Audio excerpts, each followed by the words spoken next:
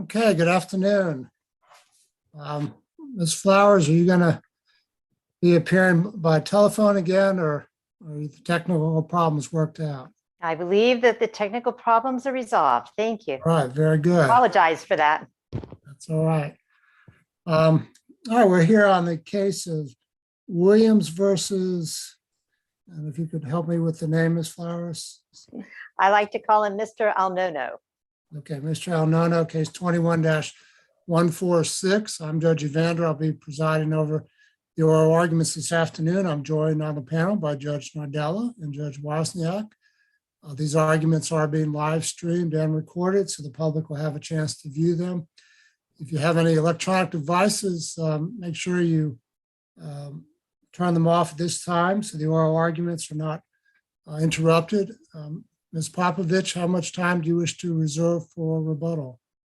At this time, I'd like to reserve 5 minutes for rebuttal. Okay, there is a clock on the screen. I'll also try to help you as far as keeping track of your time. Thank you, All Your right, Honor. with that, the appellant may proceed. Good afternoon, Nikki Popovich on behalf of the appellant Carlene Williams. May it please court. On reviews, the order granting the defendant's motion for collateral source offset, the appellant is challenging the set-off of medical provider adjustments that were made pursuant to Florida Statute Section 627.736, subsection 5, as a collateral source benefit under Section 768.76, subsection 1. I'm going to refer to the former section as the reimbursement fee schedule, and I'm going to refer to the latter section as the collateral source statute. Would the court like a brief recitation of the facts? Okay. The sole issue is whether the medical provider adjustments that were made pursuant to the reimbursement fee schedule constitutes a collateral source benefit under the collateral source statute. The appellant is not challenging whether the $10,000 in the PIP benefits should have been set off of the award. The standard of review is de novo, and therefore there is no deference given to the trial court. First, I'm going to discuss the PIP statute and why it conflicts with the collateral source statute. Then I'm going to discuss the collateral source statute and why it doesn't apply.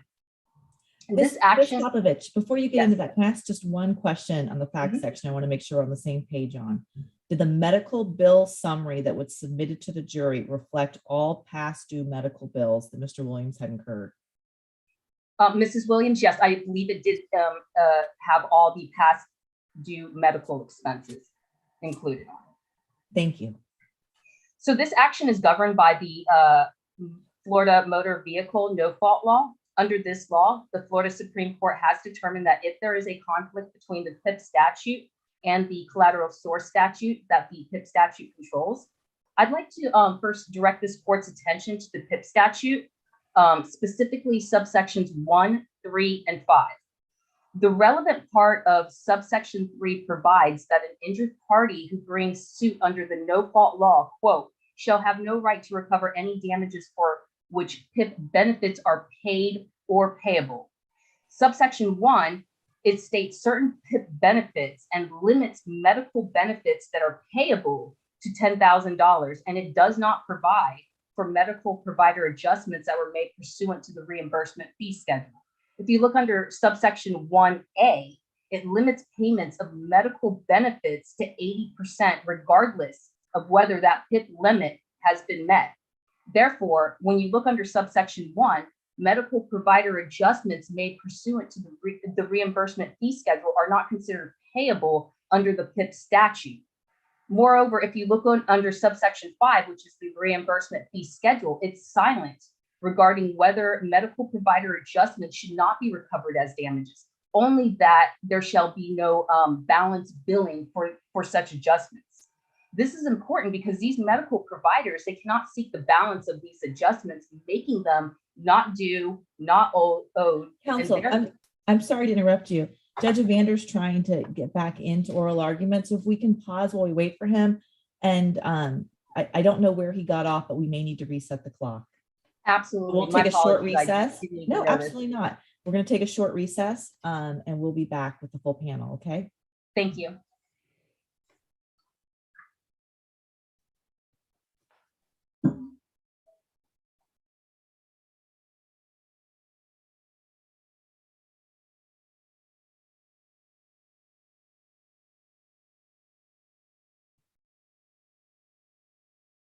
Seems there have been some technical difficulties today.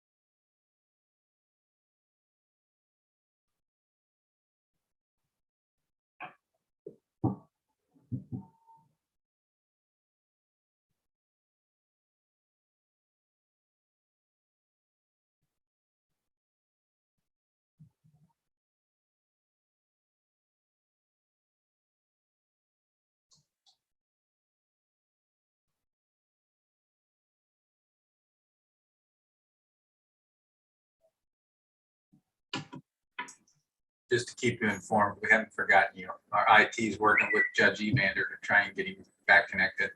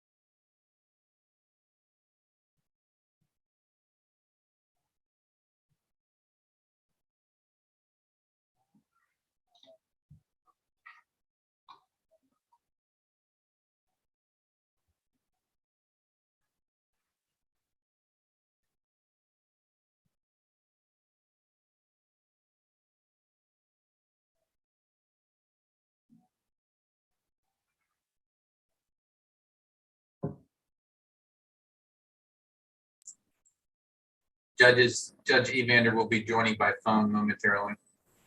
Thank you.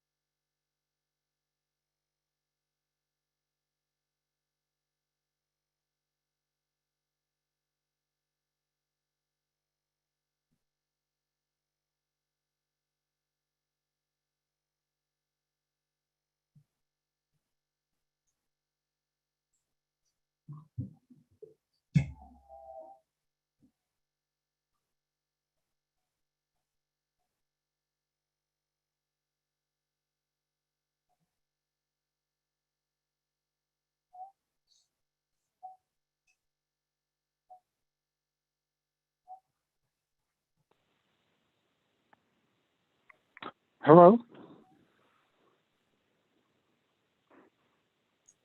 We hear you, Judge. Okay. I'll ask Judge Nardella to go ahead and preside then. Wonderful. Ms. Popovich, we want to give you the floor. Marshall Crawford, if you can put 1 minute back on the clock for Ms. Popovich, that would be wonderful. The argument's yours. Go ahead. Yes, and I just want to go back to your question real quick, Judge. You had asked about the past medical expenses. I believe that the plaintiff, I wasn't trial counsel at that level, but I believe she presented $22,000 and some change in past medical expenses, but the jury only awarded $18,750, I believe. That's correct. That's in the record. I just was wondering if that was the full amount that was billed, that was submitted as part of the medical record summary. That's what I wanted to clarify. Okay. And then we had lost you, Judge Evander, and I'm not sure, did you want me to back up my argument or did you want me to move forward from, I'm not sure when we lost you. You can go continue on right from this question. Okay, so going back, just briefly, moreover, subsection 5 of the reimbursement fee schedule is silent regarding whether medical provider adjustments should not be recovered as damages, only that there should be no bill balancing for such adjustments. This is important because providers cannot seek the balance of these adjustments, making them not due and owed, making them not payable. So what the appellant is ultimately asserting is that the PIP statute is a comprehensive statute which does not provide for set-offs for medical provider adjustments that were made pursuant to the reimbursement fee schedule, and that subsection 3 dictates the set-offs for medical benefits under PIP, which limits the set-off to benefits as described under subsection 1. Therefore, set-offs for provider adjustments pursuant to the collateral source statute conflicts with the intention of the PIP statute, which is to limit set-offs of PIP benefits to benefits as have been described under subsection 1. As for the collateral source statute, common law prohibited the set-off of collateral source benefits since a tortfeasor should not profit from collateral source benefits available to the victim. Common law did not view this as an unjust enrichment or a windfall for the victim. Instead, it would have been for the tortfeasor. The legislator abrogated this common law rule when it enacted the collateral source statute, but limited set-offs to amounts which have been paid or otherwise available and to 4 types of collateral sources. Because of this abrogation, the collateral source statute should be narrowly construed by the court. Here, I'm sorry, do you have a question, Judge? I'm not sure if it just keeps going back to your panel. I just want to make sure I'm not missing any questions from you, Judge. Evander? No, I don't have any questions. No. Okay. Ms. Okay, Popovich, I'll field a question really fast. Under your Right. interpretation of both statutes and your argument that only the PIP statute should apply, under that interpretation, would Mrs. Williams here be collecting an amount she has not paid and does not owe? I'm not quite sure I understand your question. Would she be collecting an amount she has not paid? Would she be recovering an amount that she does not owe in payment to any of these medical providers and has not had out-of-pocket payments made to? I would agree with that they would not be due and owed. If we're looking at the medical provider adjustments under the PIP statute, she would not have to be paying for it. There's no balance billing on it to anybody, is my understanding from that. Did you have a question? Ms. Popovich, in this situation, would your client in essence be, did she lose the damages anyway? Does she have recoverable damages for the medical expenses that have been written off? Does she have coverage for it, like further coverage? No, did she suffer damage? Did she suffer damages from it? Not technically, if you're talking about the write-offs that we're arguing here on appeal. So I would say no to that. Ms. Popovich, are you familiar with the concurrence in the Goebel case? I did read the Goebel case. I'm not familiar right offhand. It escapes me right now as far as that's concerned. But did you have a question about it, Your Honor? I do. In the Goebel concurrence written by Justice Bell, he reasons that there's a separate basis in addition to just the statutory interpretation. And I think Judge Evander was getting at that, and my original question was as well. And that separate basis, and I can just read it. He says, there is, however, another reason why Goebel is not entitled to recover as compensatory damages the full pre-discount amount of his medical bills. And it lies wholly outside the question of collateral sources, either as defined by the statute or at common law. The reason is simple. Goebel has not paid, nor is he obligated to pay the pre-discounted amount of his medical bills. And absent any evidence that the discount was intended as a gift, Goebel can recover no more than the amount he paid or is obligated to pay. Is that something that we should consider as an alternative grounds to affirm the trial court here? Well, I would say no. And when I look at Goebel, the thing about it is, and it really goes back to the whole essence of the argument, is that there in Goebel, the medical providers, they contracted away payable services. Here we have a statute where the adjustments, they're not payable under it. So therefore, I would say that GOBL would not apply because we're looking at a different scenario where the medical providers there, they waived that, they contracted it away. Whereas here we have a statute that appears to be comprehensive. You look at subsection 5, which sets forth the reimbursement fee schedule. You look at subsection 3, which sets forth the set off. And then you look at subsection 1, which sets forth the benefits under PIP. So here I would say, when you compare it to GOBL, I would say it does not apply because we're looking at a situation where, although it's in the contract, medical providers, they didn't contract this payable service away. And I think that's where the difference is. Well, Ms. Popovich, let me ask you this. If we weren't doing this post-trial and your client was just presenting the trial, a summary of medical expenses that and damages that she had incurred, could she put in a bill for the $14,250 that the provider provided to Progressive, or could she only claim the $10,000 that was actually paid? That was the payment of the final bill from the provider. In other words, Well, there's an objection at trial. So, Judge, they're not entitled to put in this original bill of $14,500 or whatever it was. Only the $10,000 that was the final bill. Would that be a valid, sustainable objection?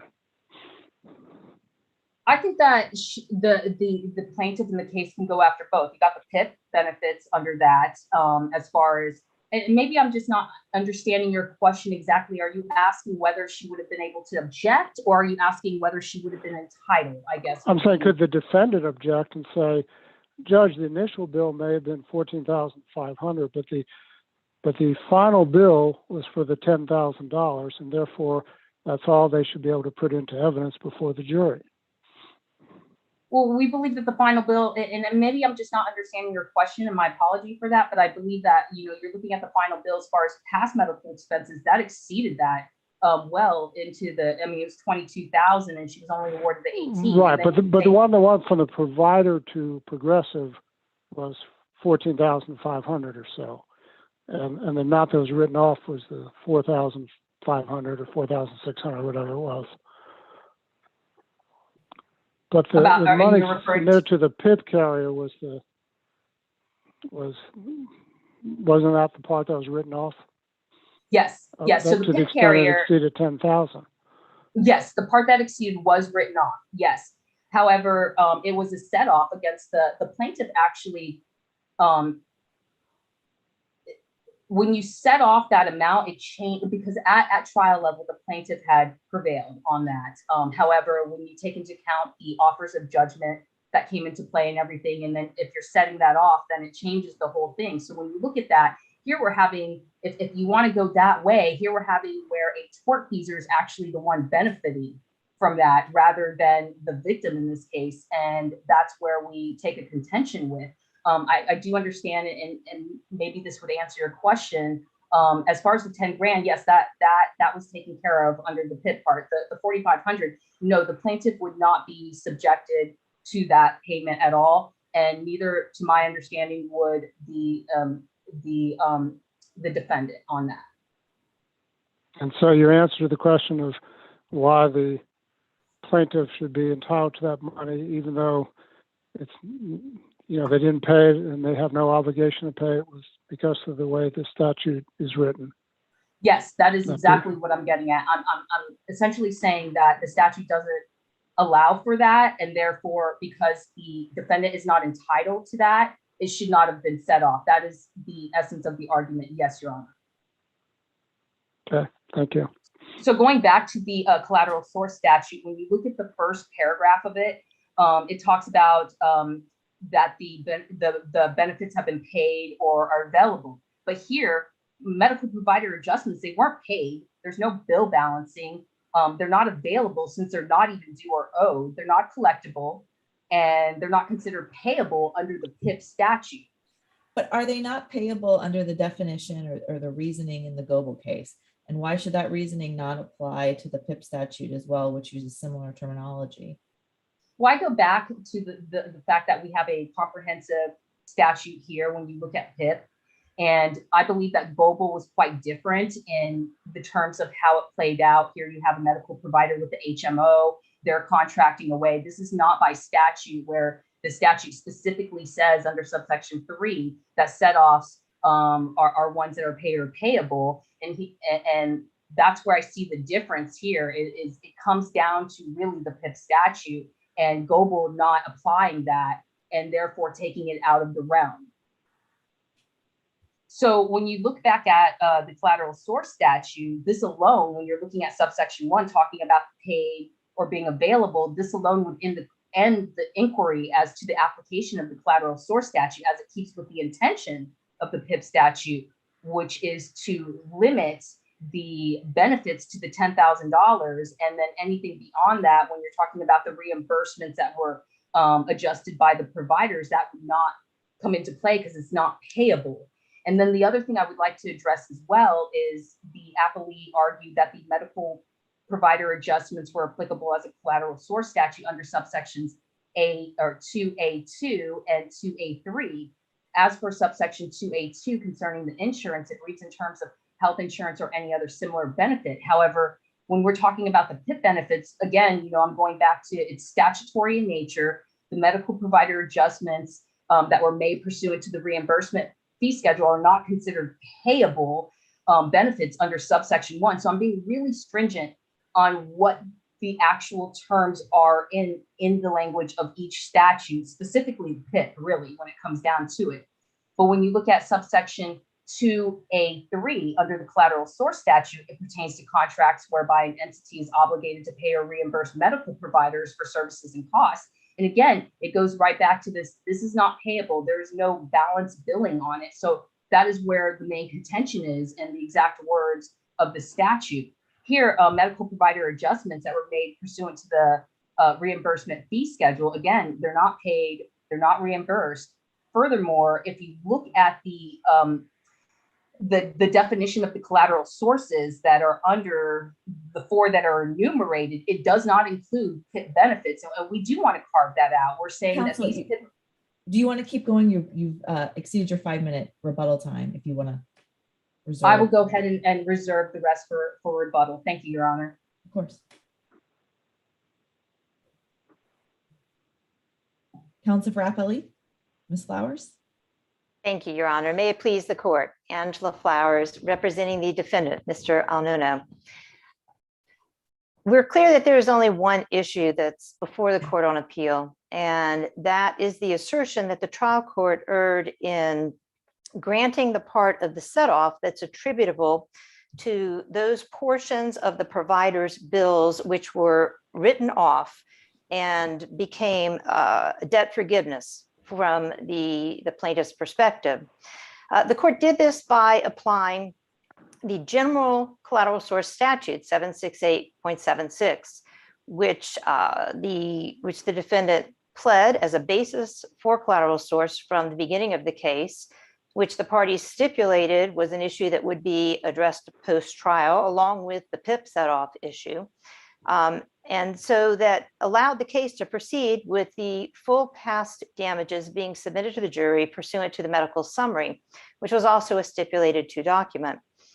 So there's an argument being made that because there are 2 collateral source statutes, that one of them can't apply. But in fact, when you review both the statutes, what we find is that one is a general all-encompassing collateral source statute, 768.76, and then the PIP collateral source statute under 627736 is one that's targeted specifically to PIP. But there's no conflict between the two. In fact, they can be read harmoniously in order to accomplish the purpose which underlies both of these statutes, which is to ensure that a plaintiff doesn't receive a windfall by recovering a damage award involving amounts that the plaintiff would never owe. Ms. And Flowers, so, if there was no stipulation in this case on how to proceed with the submission of the medical summary bill and then looking at the deductions that are going to be taken post-verdict, would there be a conflict here? between the two statutes if the case had not proceeded the way it did with the stipulation between the two parties? No, I don't know that it's because of the stipulation that you do or do not have a conflict issue.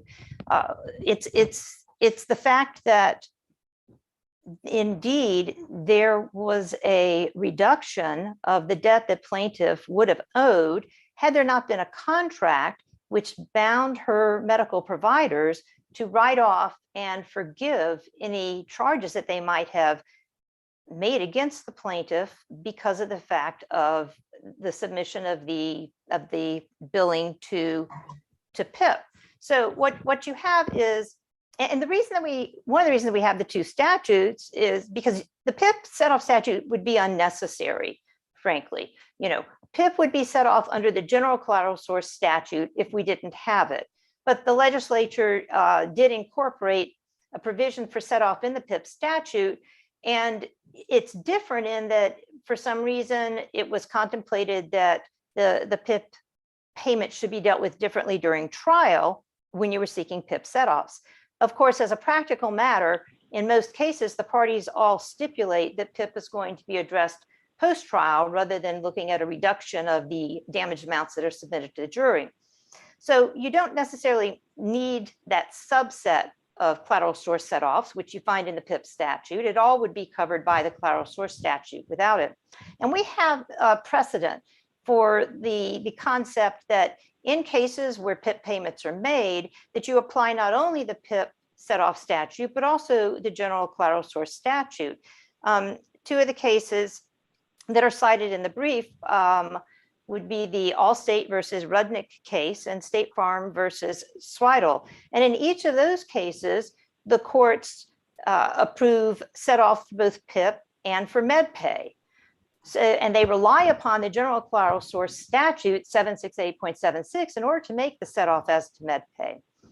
And as has already been pointed out, we also have precedent, the Goebel versus Foreman case, as well as this district court's case in School Board versus Brown, where both those cases hold that debt reductions are indeed collateral sources.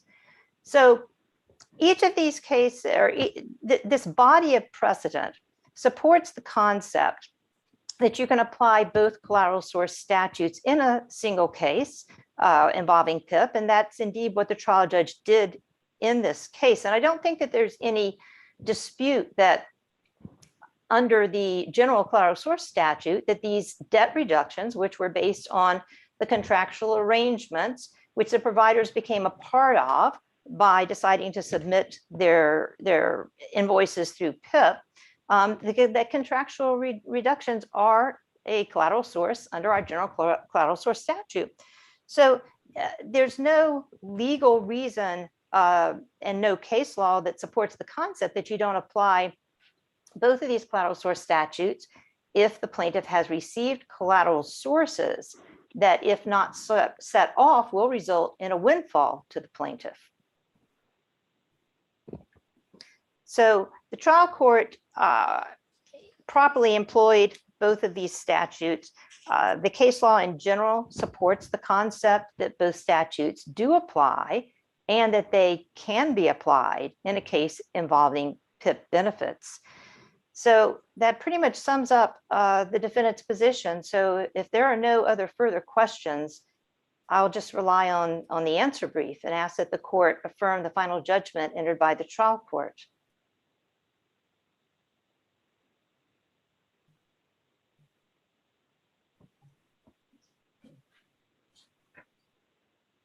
Thank you, counsel. Ms. Popovich, the remaining time is yours. I believe I covered pretty much everything, going back to, this is a narrow construction that precludes the set off for the medical provider adjustments under PIP. If there's any questions from the court, I'd be more than happy to answer them. Then based on the reasons that we argue on appeal, we ask that this court reverse the final judgment and remand for proceedings to correct the set off of those medical provider adjustments. Okay. Judge Nardella, I want to go ahead and apologize to both attorneys and to my colleagues. I lost internet service here and my efforts to restore it have still remained unsuccessful. So I apologize for that. Thank you. Thank you, counsel. It was well argued and was well briefed. We're in recess. Thank you.